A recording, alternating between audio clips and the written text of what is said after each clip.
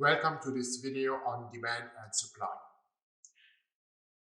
There are 4 parts to this video. First, we are going to look at demand and supply functions, and we are looking at the factors influencing the position of those curves. Then we are also going to look at the shifts in demand and supply and what the difference is between a shift of the function and a movement along the function. In the second part, we are going to talk about market equilibrium, which represents the intersection of demand and supply, and we are going to analyze how the market equilibrium changes based on shifts of either the demand or the supply or both. The third part is going to cover elasticities, and we are going to see that we do not need to know the entire demand function to say something about the changes in the quantity or the quantity supplied or the quantity demanded based on changes in price. And the last part is going to cover consumer and producer surplus. So let us have a look at the demand function first. So remember that the demand function is derived from consumer theory and that it represents the aggregation across all consumers. The demand from all consumers leads to the market demand. And the demand function represents the total units that are potentially purchased by consumers in a given time period. Note that I am using the term potentially here because the actual units purchased is determined by the market equilibrium. Now, an important aspect of the demand function are also what are called substitutes and complements.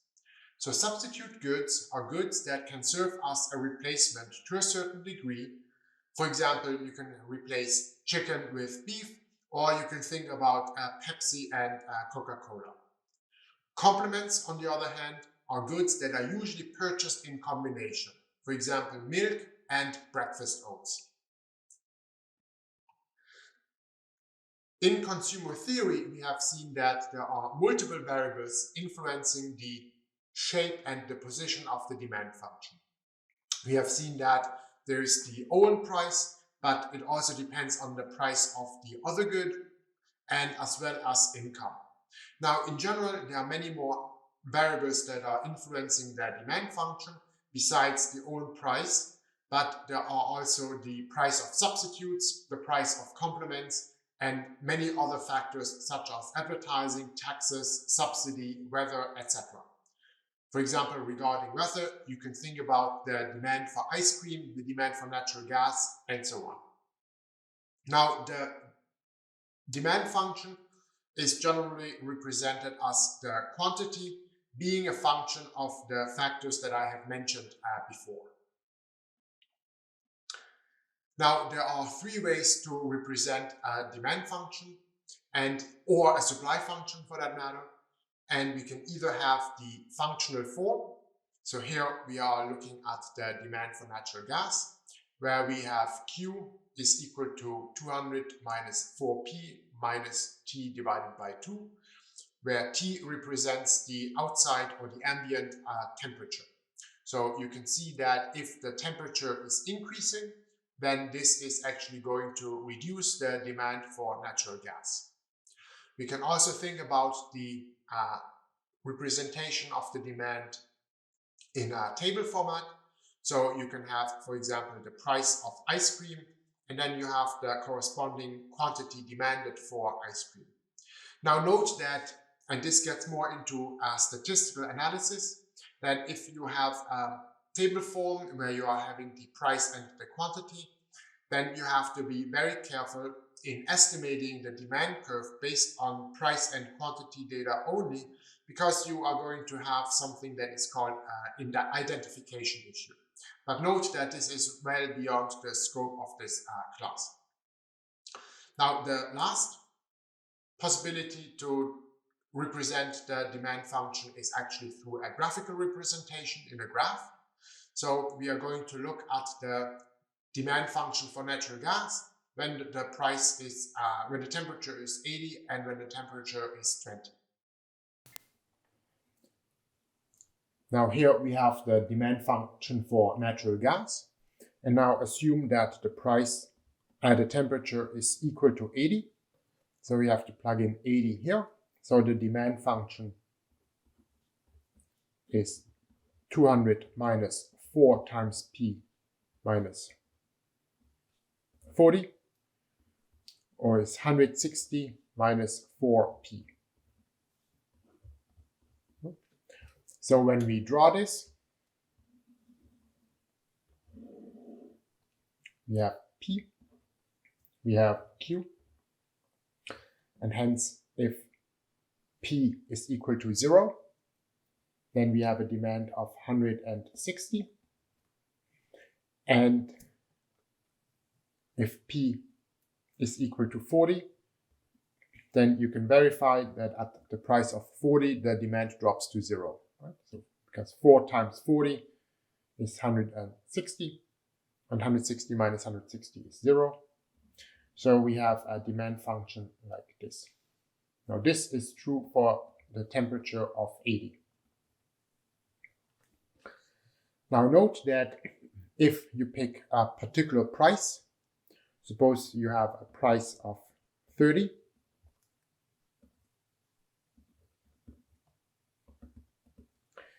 then if you have a price of 30, you have 4 times 30 is 120, and hence you have a quantity demanded of 40.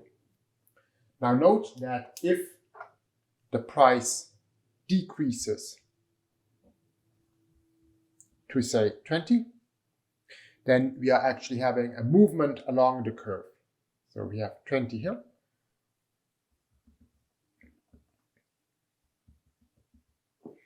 And so 4 times 20 is 80. So here we have this price of 80, this quantity of 80. So if the price changes, then we have a movement along the curve. And we will see soon that if the temperature changes, then we are observing a shift of the curve.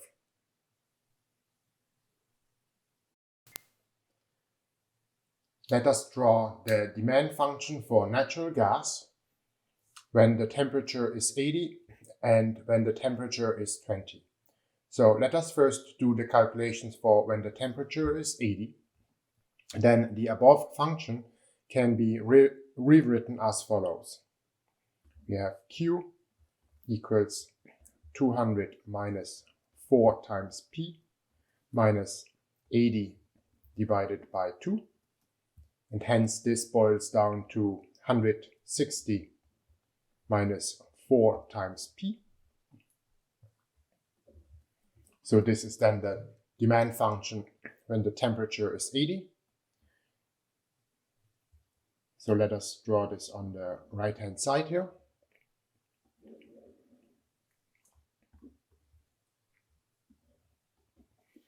So when the price is 0, then the quantity demanded is 160.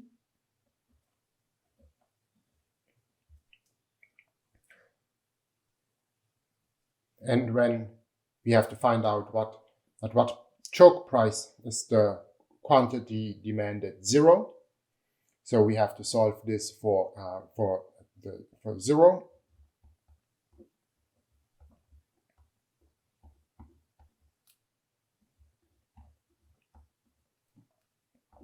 And so we find out that that choke price is equal to 40. So we have 40 up here. So this is the demand function for when the temperature is 80 degrees. Now what happens if the temperature goes down to 20? So then this demand function here is not valid anymore, because this is the demand function for the temperature of 80. So we have to go through the same steps again.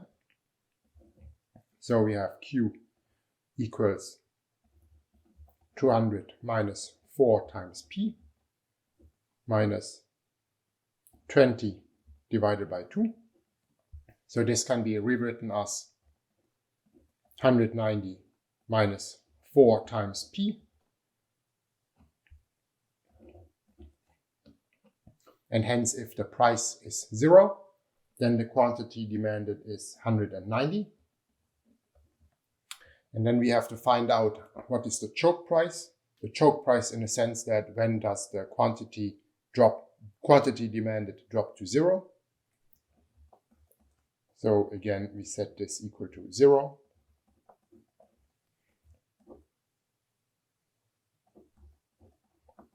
And so we find that this choke price is 190 over 4, which is equal to 47.5. Okay. So this would be up here.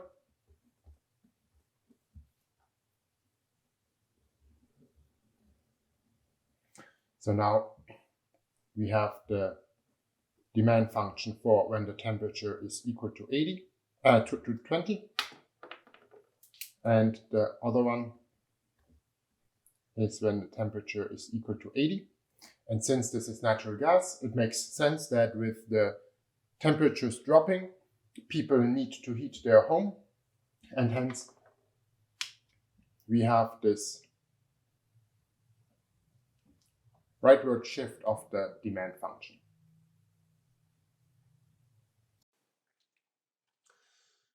Note that the law of demand states that if the price of a good increases and everything else remains the same, then the quantity demanded of the good decreases.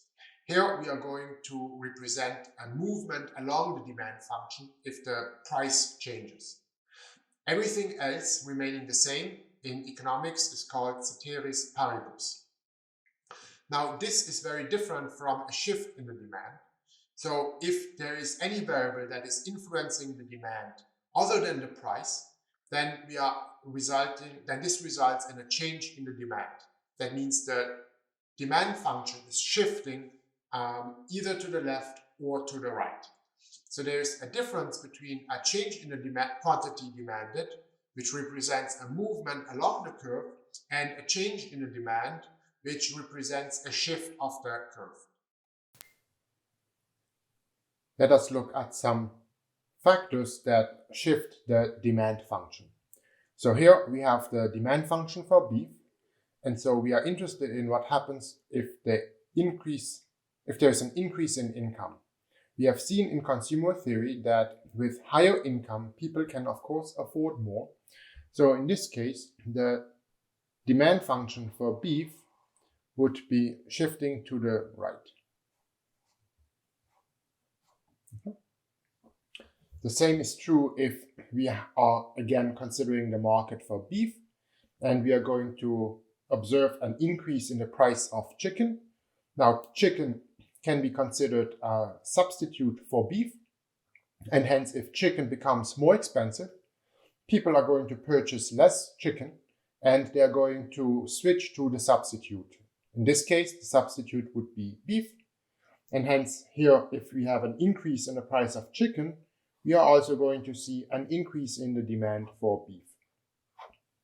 Now, of course, this is different when we see a decrease in the price of chicken.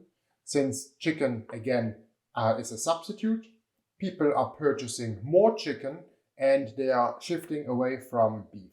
And hence, a decrease in the price of chicken would result in a decrease in the demand for beef.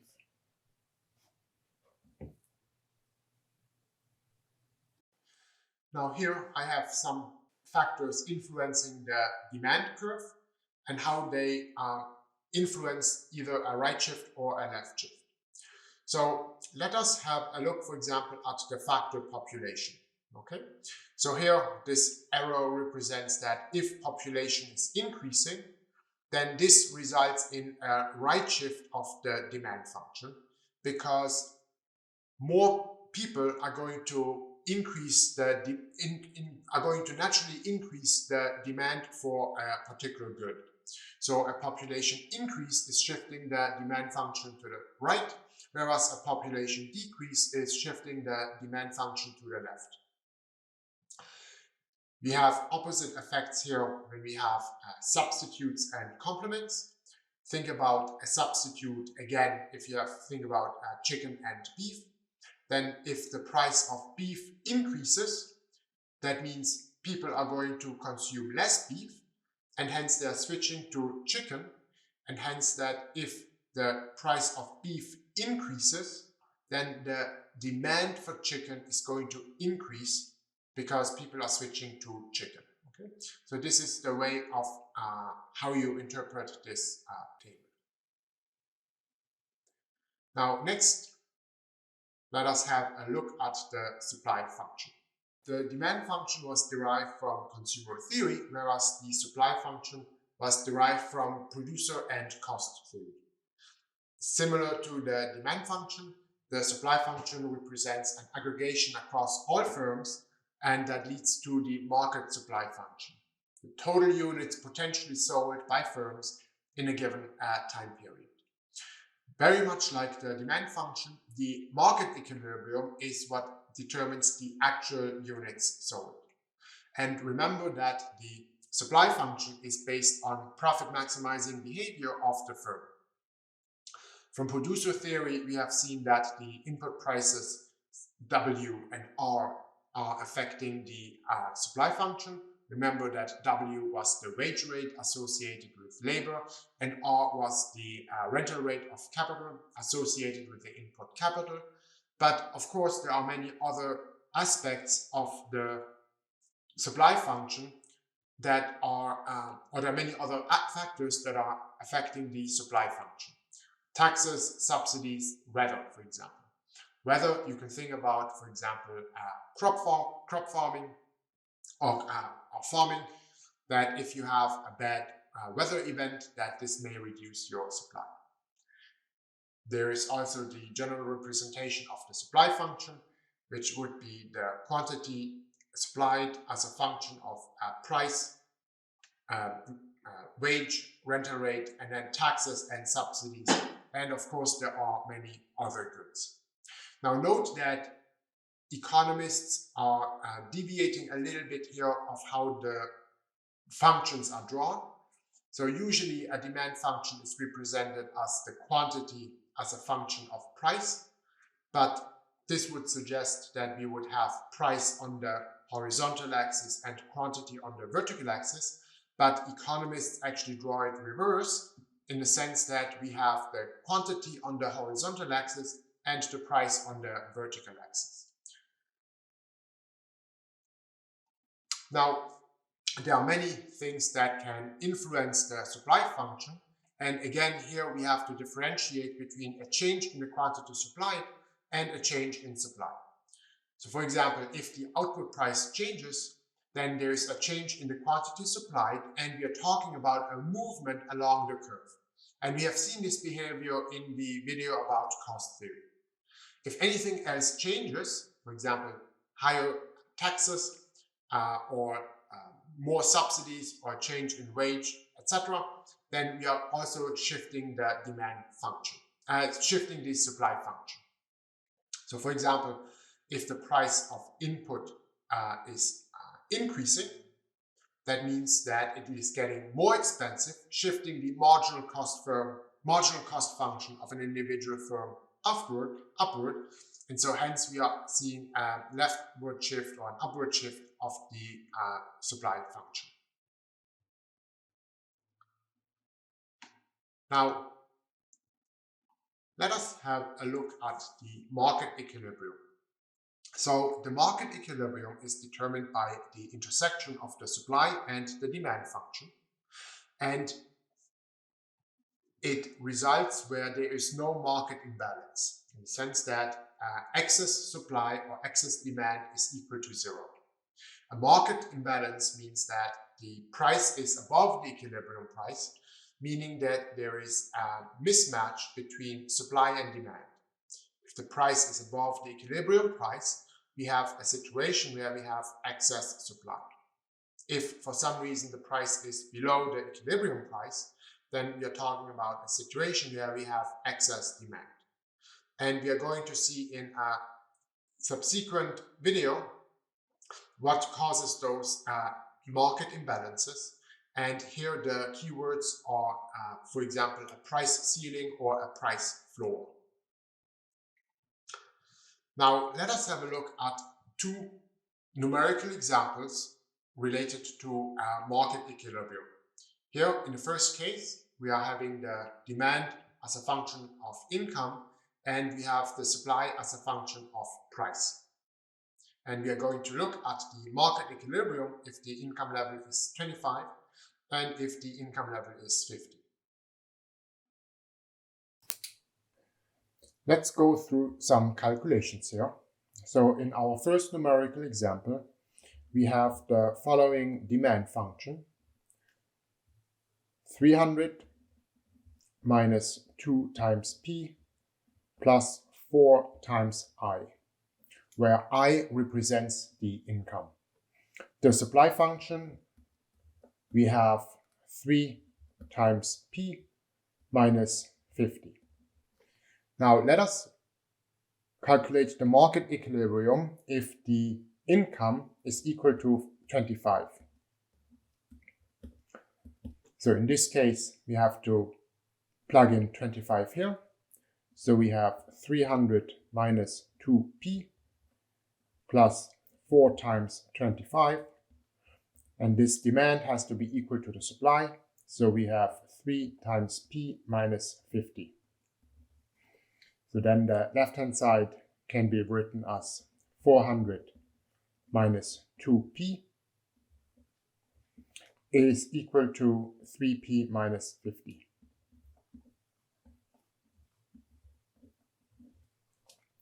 So we are putting the 50 on the other side and the negative 2p as well. So we then have 450 is equal to 5p. And hence, if the income is 25, the equilibrium price is equal to 90. And the equilibrium quantity is equal to 220. And you can verify this by plugging in the 90, for example, into the supply function, and then you're getting the 220. Now, let us have a look at the situation where income is 50. Then again, we have to plug in the 50 into the demand function. So we have 300 minus 2p plus 4 times 50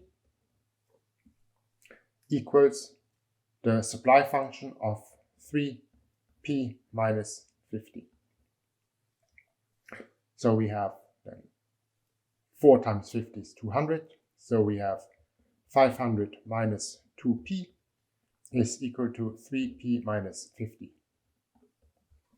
Again, we are solving this for p. So we have 550 is equal to 5p. And hence, p in this case, the equilibrium price is equal to 110.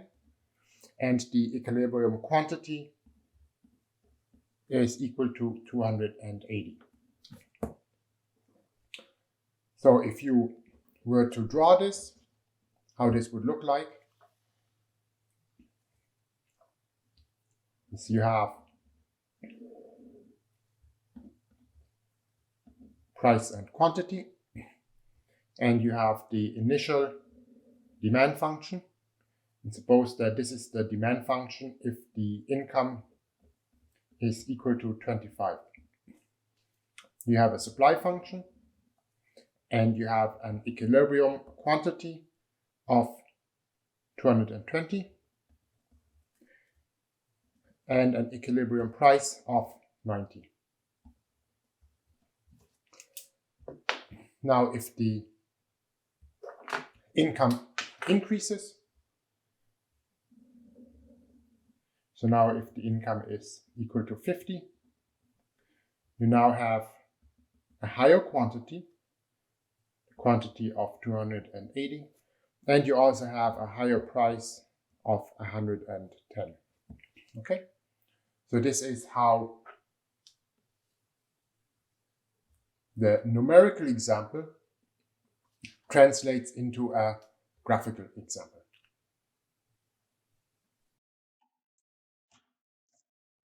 In the next numerical example, we are considering the demand for face masks, and the demand for face masks is a function of the price as well as the number of infections. where infections here is represented by C.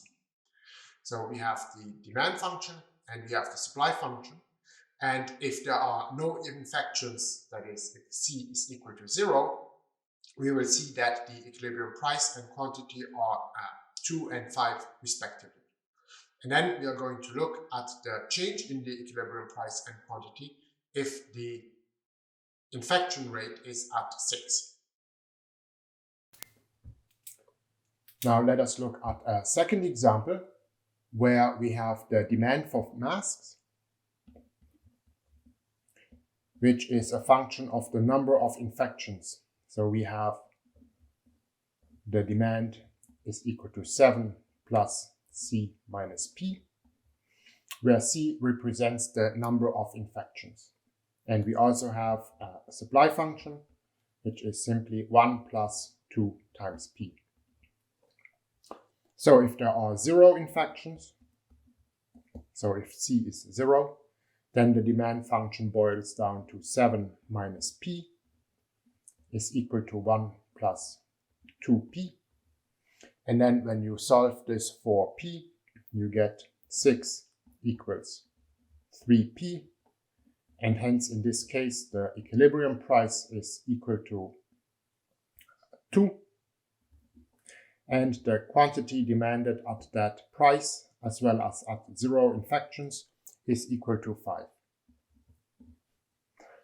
Now, when you come into a situation where the infections, say, are equal to 6, then in this case, you have now 7 plus 6 minus P is equal to 1 plus 2P. And then hence you have 13 minus P is equal to 1 plus 2P. Then again, if you solve this for P, you have 12 equals 3P. And hence now the equilibrium price is at 4. And the quantity demanded is equal to 9. Okay. So here again, if we are to draw this in a graph, so you have P, you have Q, and hence if the infections are at 0, we have demand and supply.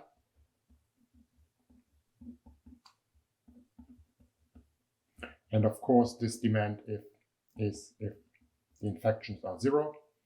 And we have this equilibrium price of 2 and the equilibrium quantity of 5.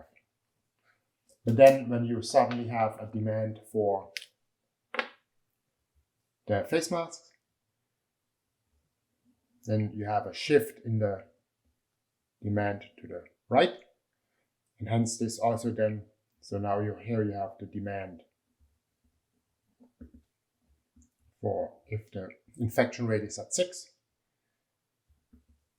And hence you now end up with a new equilibrium price, which is 4, and the equilibrium quantity of 9.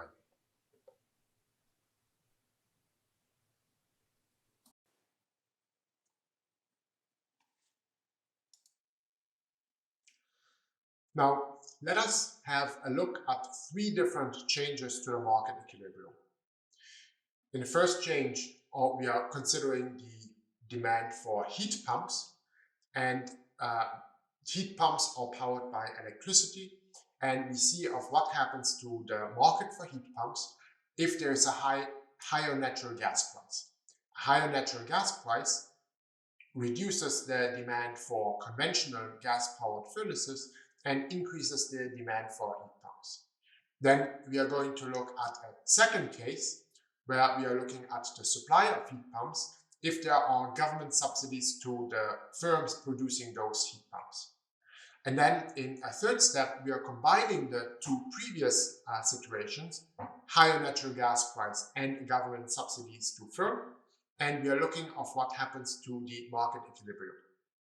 Now, what we will see is that if both curves, demand and supply, are shifting, then we have an ambiguous effect on either the price or the quantity, okay? In the sense that we can determine with certainty if, say, the quantity increases or decreases, or if the price increases or decreases, but we cannot determine with certainty if that price and quantity, or what happens to price and quantity.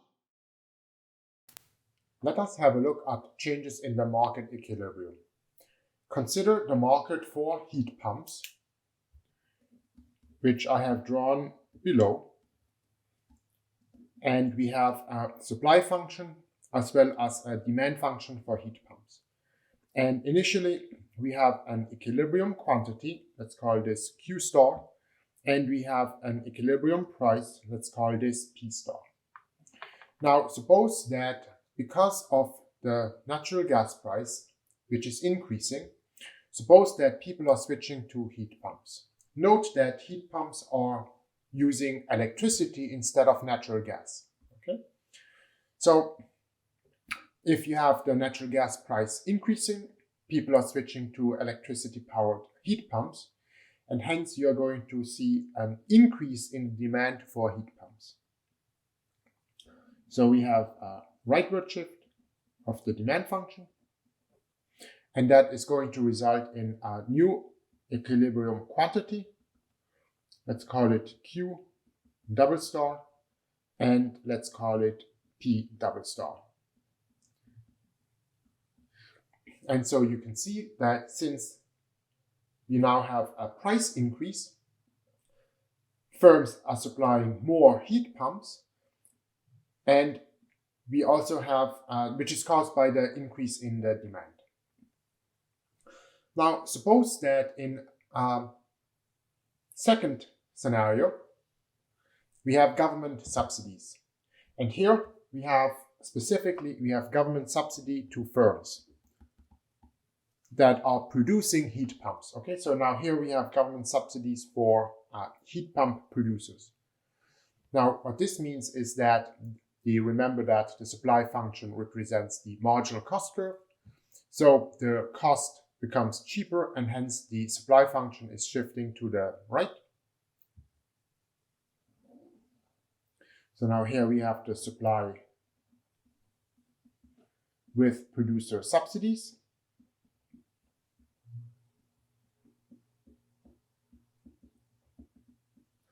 And hence this results in a higher demand for heat pumps. And we also have a lower price. Okay, so again, here we have the initial quantity, which is Q star, and we have the price, initial price, which is P star. And now with the government subsidy, this reduces the price for heat pumps and also increases the quantity. Now, the question is, well, what happens if we are observing both at the same time, that we do have higher natural gas price, so we have an increase in the demand for heat pumps, but we also have at the same time a subsidy for a government subsidy for firms. So let us have a look here in the last graph, and let's call this initial equilibrium Q star and P star. So we have a higher demand for heat pumps. This is what we have seen in the first graph. But we also have a higher price for, we have a subsidy for heat pumps. And so the supply function shifts to the left. So here we have this new equilibrium where we have a higher quantity for heat pumps. And here we also have a higher price for heat pumps. Okay. But note that here I have drawn the shift in the supply function in a very specific way, in the sense that it does not move too far to the right. Now, consider this situation where the supply function, okay, and the same is true if I was doing it with the demand function. Suppose the supply function is actually shifting much further out to the right. Okay, so here what you can see is that we now have, again, we would have an increase in the quantity of heat pumps. Let's call this Q prime. But here in this case, we are having a decrease in the price. Okay, so let's call this P prime and Q prime. So you can see that if both the supply function and the demand function are shifting, that only one variable, either the price or the quantity, is determined with certainty. In this case, if the demand function and the supply function are shifting to the right, then we know for sure that the quantity is going to increase independently of how we are going to draw it, but that it is an ambiguous effect on the price, because in one case the price is increasing for heat pumps and in the other case the price is actually decreasing for heat pumps.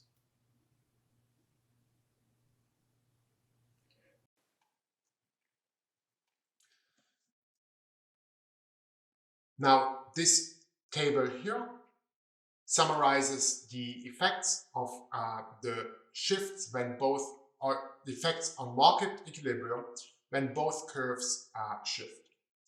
So here, how to interpret this table is as follows. Let's consider the situation where we have the little circle here, which represents no change. So, of course, if supply and demand do not change, then we are at the market equilibrium and there is no change in price or quantity. But now suppose that we have, as the case with heat pumps, that we have now an increase in the demand for heat pumps, that supply does not change. Then we have seen that we are facing an increase in the price of heat pumps and also an increase in the quantity. We have seen that then if the demand for heat pumps remains the same, but now we are having a subsidy for heat pump producers, then we have a supply shift to the right. So we have an increase in the supply, which results in a decrease in the price and an increase in the quantity supplied.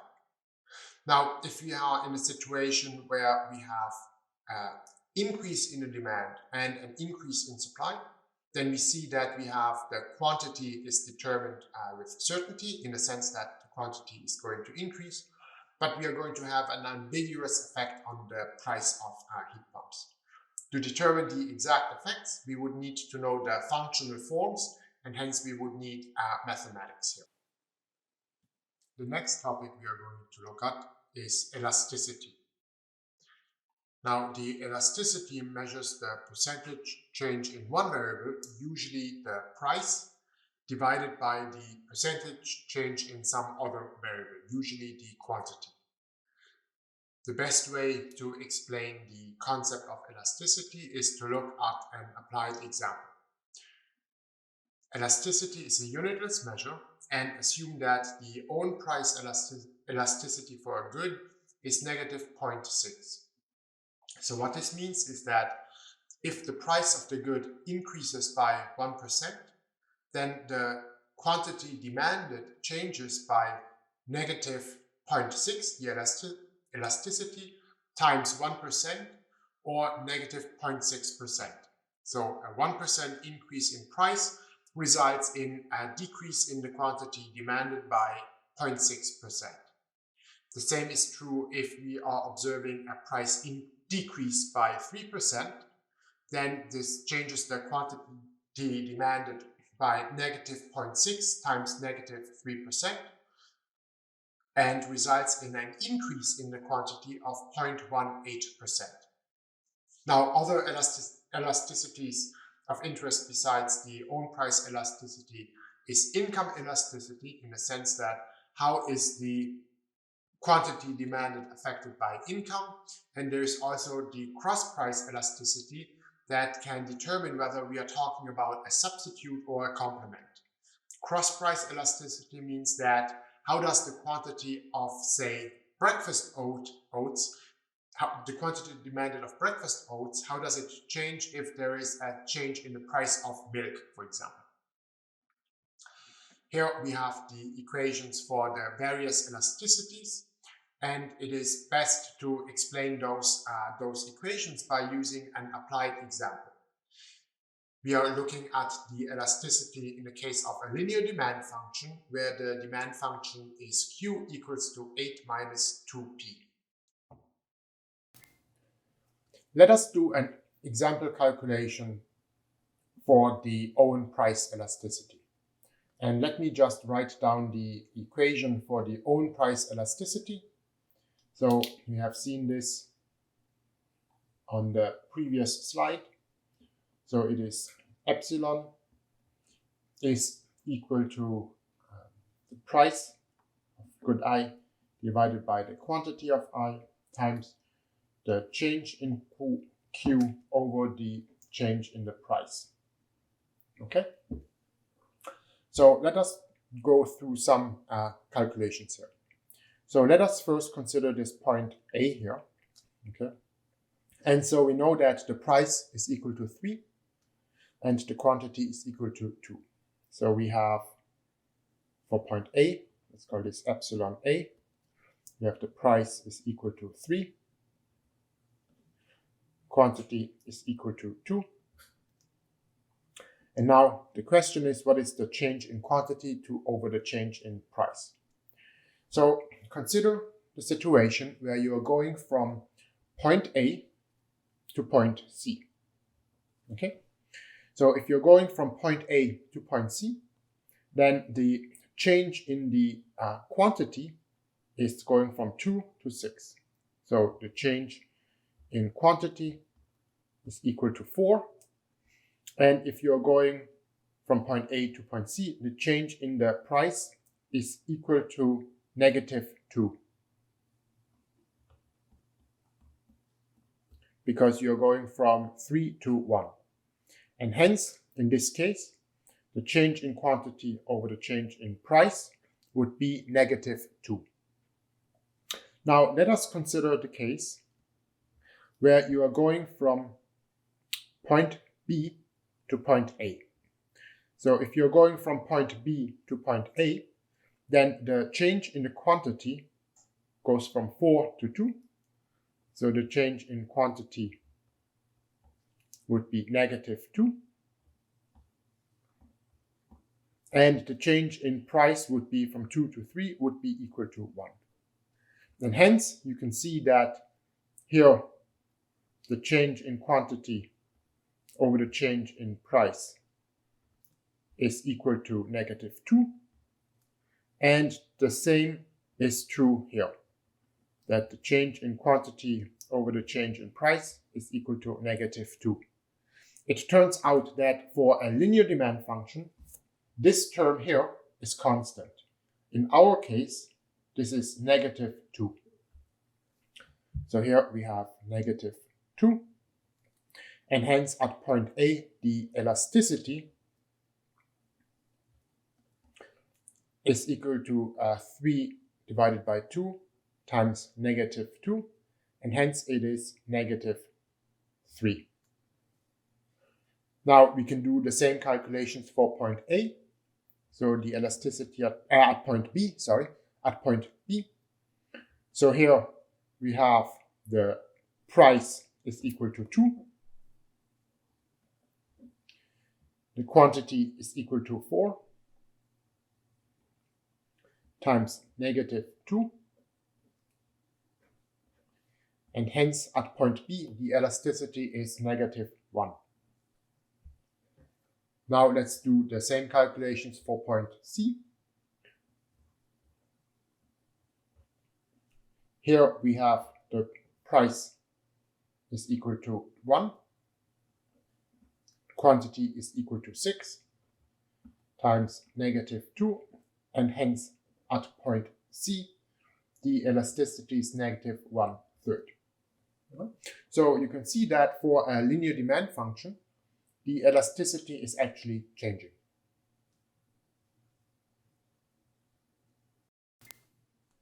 We have seen that when we have a linear demand function and we have 3 points, and then we have calculated the elasticities for those 3 points, if we have a demand function that looks to equal to Q equals 8 minus 2P. Okay. Then for the 3 points as specified before, we had elasticities of -3, -1, and -1/3. So in the case where we have the elasticity is smaller than -1, we are talking about the elastic part of the demand.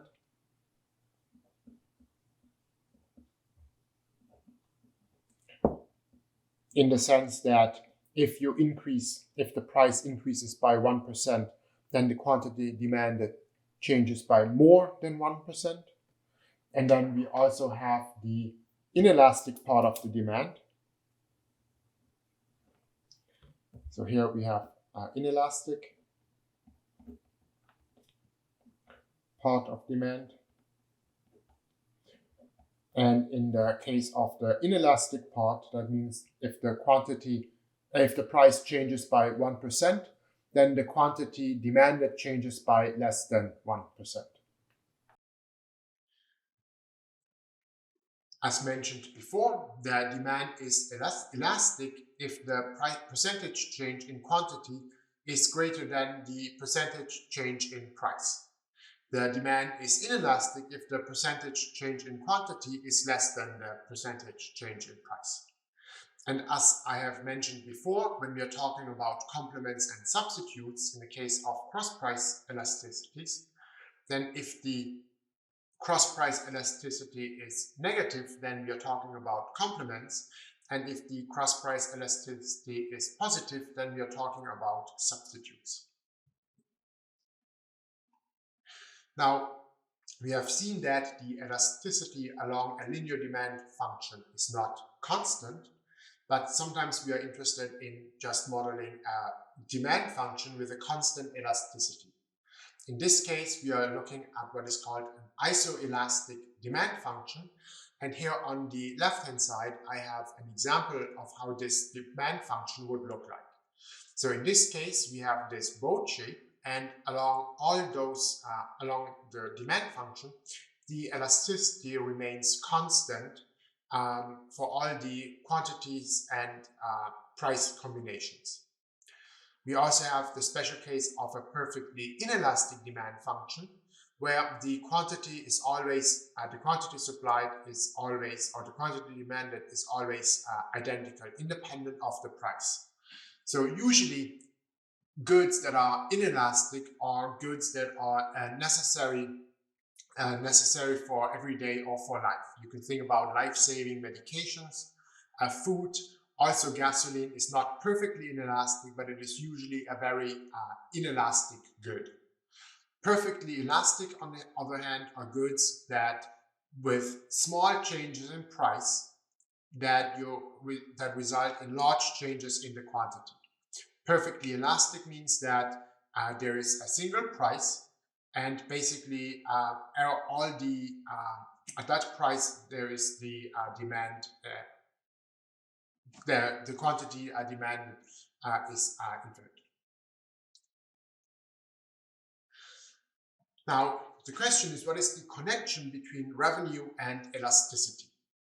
So when we have considered the fact that we have this demand function of Q equals 5 minus 0.5 times P, and this results in the revenue function that you see here. Okay, so here is how we get to this revenue function.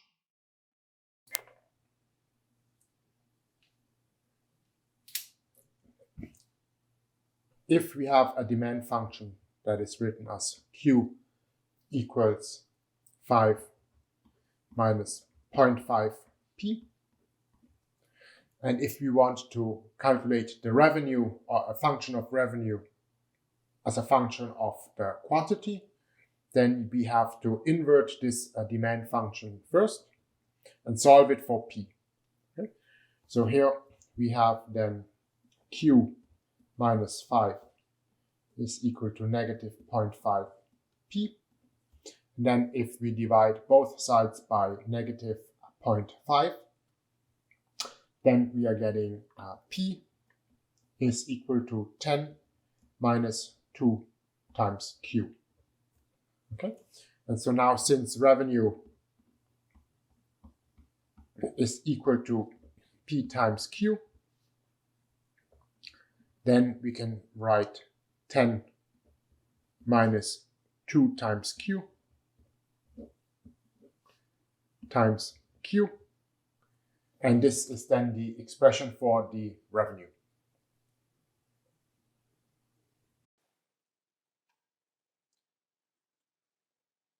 Now we also can calculate the elasticity of demand as a function of quantity. Now when you look at this graph here, then you see that the revenue, note that we are talking about revenue and not profit, is maximized when the elasticity is equal to 1. So let us consider the case where we are in a situation where we say we are having a price equals to 4 and say a quantity demanded equals to 3.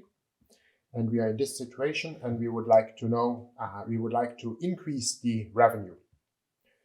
Right, so in this situation, our revenue is here. And hence we are in the inelastic part of the demand function. And so in order to increase revenue, we have to increase the price. Okay, so we have to increase the price all the way up to here. And then we are actually moving upward on the revenue function. Now the situation is different if we are in the elastic part of the demand function, and suppose that our initial price is here, is say 8. Then in order to increase revenue, okay, so because we have to move in this direction, in this case we actually have to reduce the price, again to the same point as here. Okay. So in this case, when we are in the elastic part of the demand function at the beginning, and we are reducing the price, then we are moving up the revenue curve all the way where we are starting to have our revenue maximized. Now, let us have a look at consumer and producer surplus in the context of a very simple example where we have a demand function which is equal to 10 minus P and a supply function which is P minus 2. So we can first calculate the market equilibrium here by setting supply equals to demand. So we have 10P equals to P minus 2. And so we have 12 equals 2P. And hence the equilibrium price is equal to 6. And the equilibrium quantity is equal to 4. So let us draw this situation.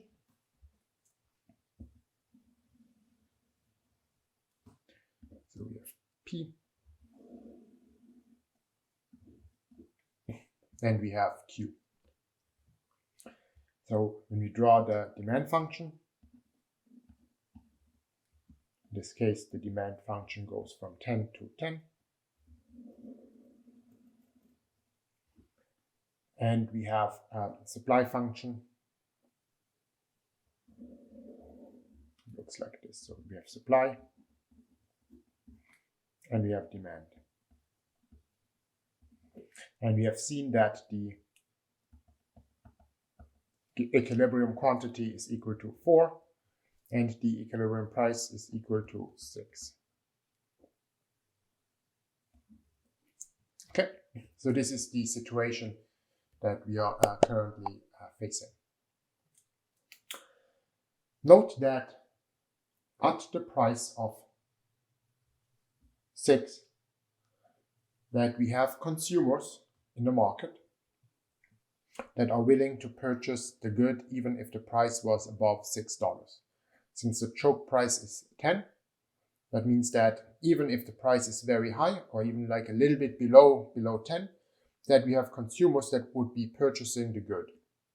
Now, those consumers are getting the good right now at the price of 6, and hence they are making an implicit profit, and that profit we will see is called consumer surplus.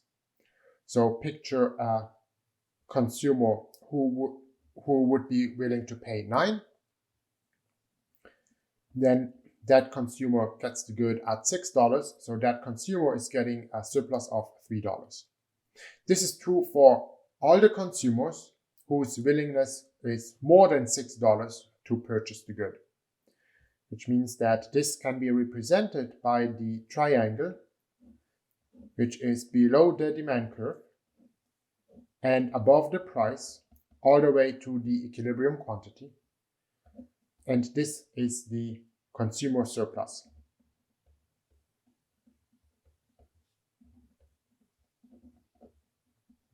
Okay.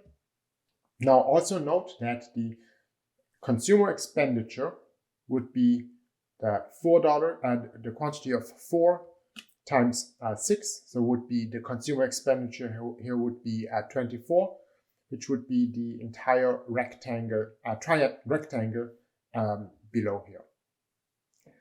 Now, what is true for the consumer, it's also true for the producer, in the sense that at the price of $6, we have some producers who would be willing to supply the product to the market at a lower price than $6.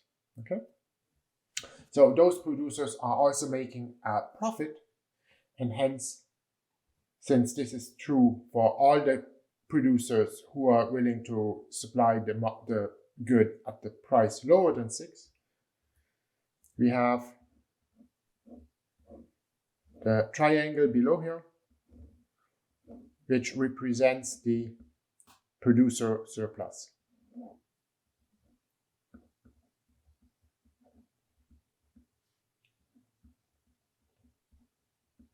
Okay. Now note that it can be shown from a mathematical perspective that the area underneath here, the area here, that this is the total variable cost of the producer.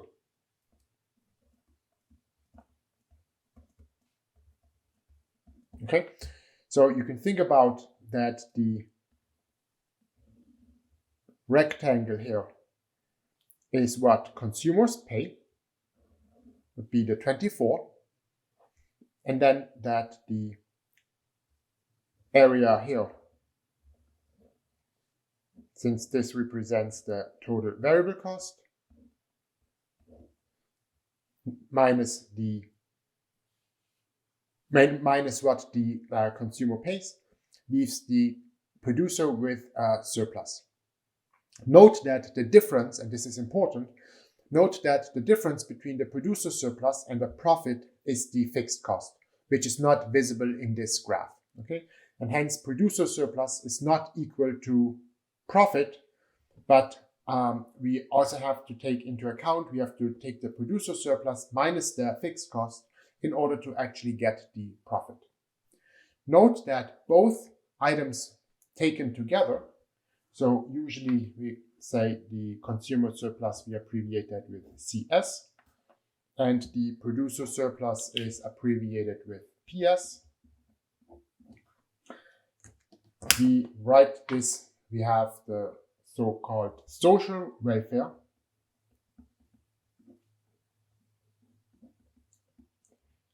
is equal to consumer surplus plus producer surplus. Okay? And this concept of social welfare will become important in the subsequent videos.